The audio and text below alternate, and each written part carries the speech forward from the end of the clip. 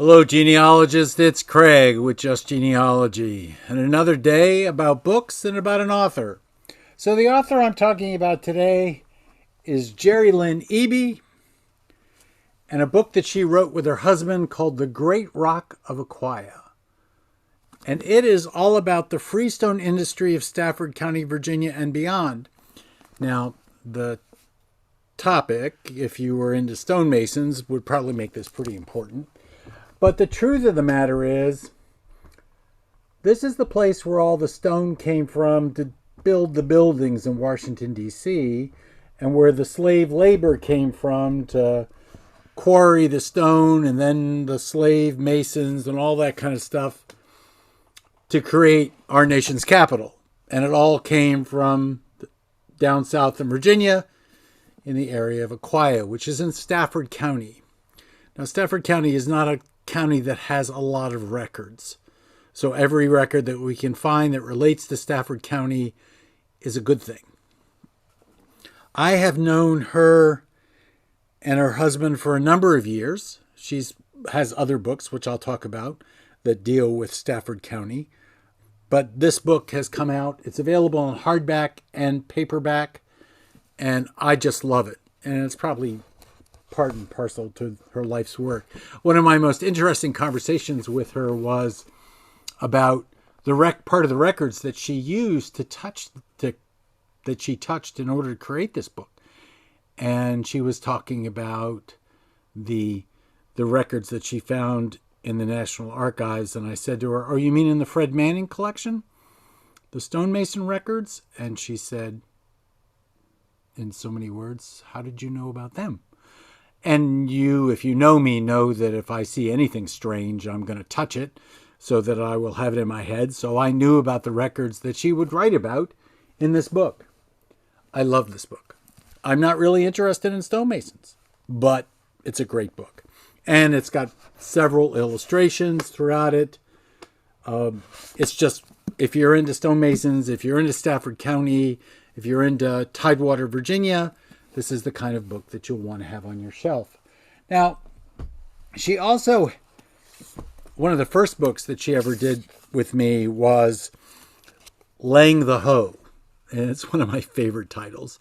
It ranks right up there with a book that we have called Men I've Met in Bed, which is a story about a nurse in war. But anyway, Laying the Hoe is the story of iron manufacture in Stafford County. And one of the unique things about it is she went after all 300 families that were involved in the iron manufacturing stuff in Stafford County. And when it came time to write the book, we had this business ledger, and it was so huge that we couldn't very well economically create the business ledger, although there are pieces of it in the book, Laying the Hoe. So what we did was we created a CD. And so the CD is the images of the business ledger. So that's a nice thing to have when you're talking about laying the hoe. She also has a number of books that deal with Stafford and the development of the county. They called Stafford Home. So this is a must-have if you're into the colonial period of Stafford County. And then she has a book which she's constantly working on improving, that is Men of Mark, and it is the officialdom of Stafford County from 1664 to 1991, and she's working on now on expanding that. But these are everybody who was somebody in the county from the colonial period to almost the present. She has a couple of other books that she found things, and so she put them together. One is the 45th Regiment. This is the Virginia Militia Regiment in Stafford County, and she deals with its minute book and its people, provides biographical sketches. And remember that during this time period, almost everybody's in the militia. But again, we're also dealing with a few officers as it is. And then she found a court order book that was stolen from the county and then was returned to the county. And so it's a court record book from 1749 to 1755. So it's an odd one compared to, we have published other court record books, but not this one, or we published this one, but those authors were working with what was available at the time, and this came later. And my understanding is that something else has been found, and soon we'll have another book that relates to some Stafford County court record that was stolen during the Civil War.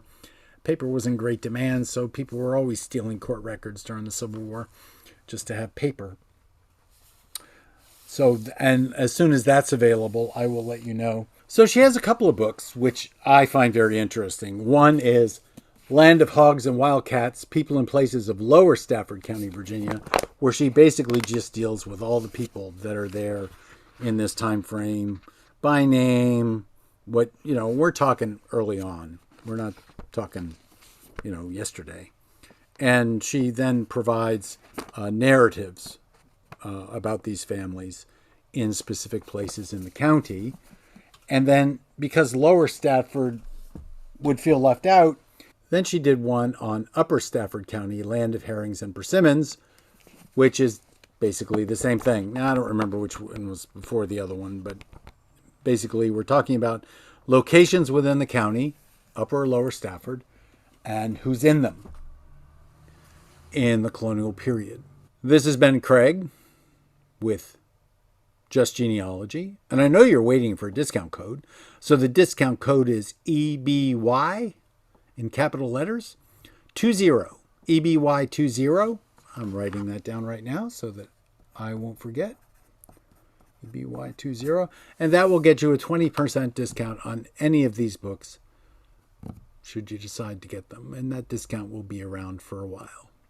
I think how I'm going to work these discounts is the first 25 people will get the discount and then we'll forget about it, kind of thing. But I'm really not sure how that's going to work.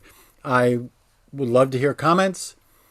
I would love to hear whether I should continue to do this kind of thing, this author-based stuff. And this is county-based. So if people want me to talk about a county east of the Mississippi, I'm not very good on counties west of the Mississippi. I may be able to do that if I have the right resources for it. If it's Virginia, there's not a problem. If it's Maryland, there's not a problem. Or if there's a topic you want me to talk about, that might be better. I'll be happy to do that. If you want to send me a problem, go ahead and do that. As you have seen in the past few days, I've worked on a couple of problems and provided happiness for some people. Maybe not. I don't know. I'm assuming so, based on what they've told me. So again, before the Craig. So this is Craig with Just Genealogy, signing off for another day. If you missed our live stream, we're going to have a live stream the second Wednesday of every month. That's a Q&A time. Get your questions answered. Find out what's going on. So we've continued to do this day by day. I'm not running out of topics, but I'm probably running out of time to work on the topics, if you know what I mean. I appreciate you all very much. We now have 275 subscribers and 275 viewing hours. We have to get to 1,000 subscribers somehow, and we have to get to 4,000 viewing hours somehow also to make this worthwhile as a asset to Heritage Books. And we need for it to work. And I will continue to invest time in helping people doing genealogy become genealogists. Don't forget to ask me questions. I love questions. Try to stump Craig. Haven't you ever heard of Stump Craig? Anyway, another day and time to go work on something else. Bye.